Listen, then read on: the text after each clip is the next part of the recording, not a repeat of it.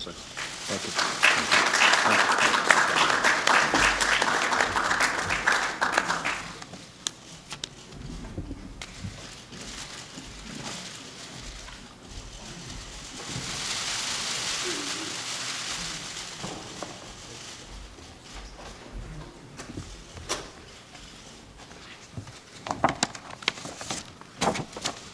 Bismillah ar-Rahman ar-Rahim. Merciful, most compassionate.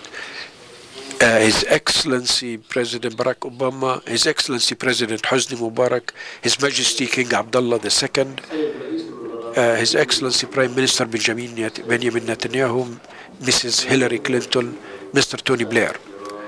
Ladies and gentlemen, I would like to start by thanking President Obama for his invitation to host us here today to relaunch the permanent status negotiations to reach a Palestinian-Israeli peace agreement covering all the permanent status issues within a year, in accordance with international law and relevant resolutions.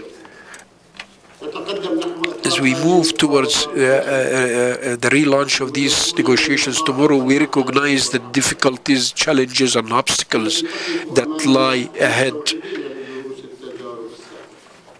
Yet we assure you, in the name of the PLO, that we will draw on years of experience in negotiations and benefit from the lessons learned, and to make these negotiations successful.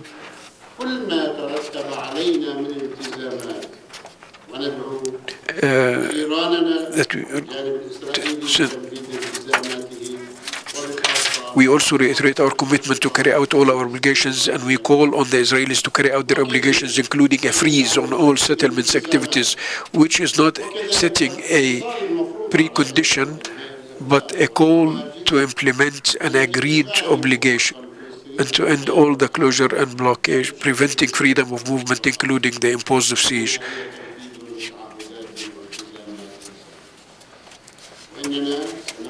We will spare no effort and will work diligently and tirelessly to ensure that these negotiations achieve their goals and objectives in dealing with all of the issues: Jerusalem, refugees, settlements, borders, security, water, as well as the release of all our prisoners, in order to achieve peace that the people of our area are looking for. Peace that achieves freedom, independence, and justice to the Palestinian people in their country and in their homeland and in the diaspora, are people who have endured decades of long-standing suffering. We want a peace that will correct the historical injustice caused by the Nakba of 1948, and one that brings security to our people and the Israeli people. And we want peace that will give us both and the people of the region a new era where we enjoy just peace, stability, and prosperity. Our determination stems to a great extent from your willpower, Mr. President, and your firm and sweeping drive with which you engulfed the entire world from the day you took office to set the parties on the path for peace. It also, this same spirit exhibited by Secretary Hillary Clinton and Senator George Mitchell and his team. The presence of His Excellency President Mubarak and His Majesty King Abdullah is another telling indication of their substantial and effective commitment and role, where Egypt and Jordan have been playing a supportive role for advancing the peace process. Their effective role is further demonstrated by the Arab Peace Initiative, which was fully endorsed by all of the Arab states.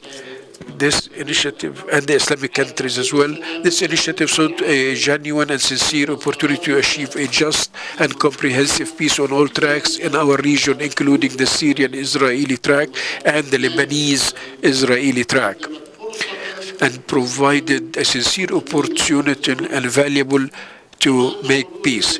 The presence here today of the envoy of the quartet, Mr. Tony Blair, is a most telling signal, especially since he has been personally involved in the Palestinian Authority for many years and in the efforts for state building in Palestine.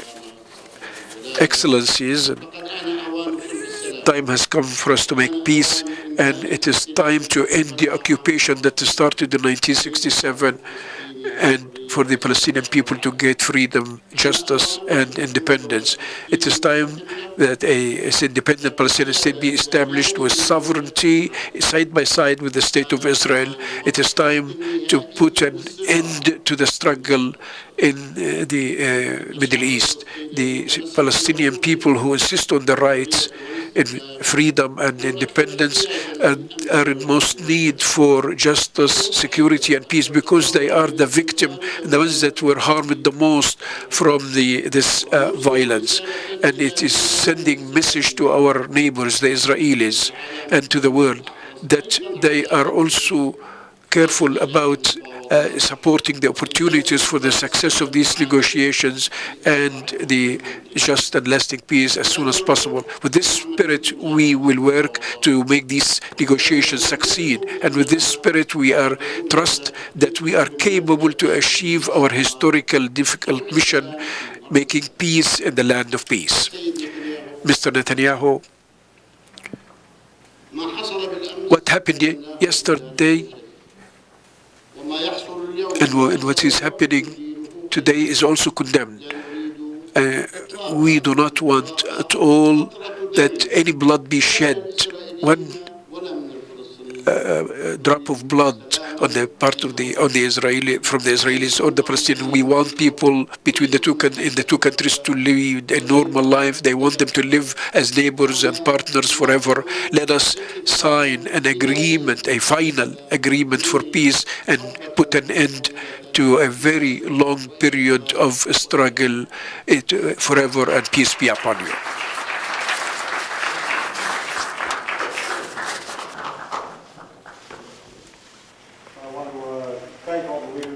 אני רוצה להודות לכל המנהיגים. I want to thank the delegations that are represented here because they are the ones who oftentimes are doing a lot of the work. This is just the beginning. We have a long road ahead, but I appreciate very much the leaders who are represented here for giving us such an excellent start. And I particularly want to commend Prime Minister Netanyahu and President Abbas for their presence here. This is not easy. Both of them have constituencies with legitimate claims, legitimate concerns, and a lot of history between them. For them to be here, to be willing to take this first step, the most difficult step, is a testament to their courage and their integrity, and I think their vision for the future.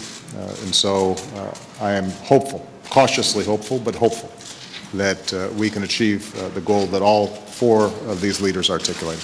Thank you very much, everybody.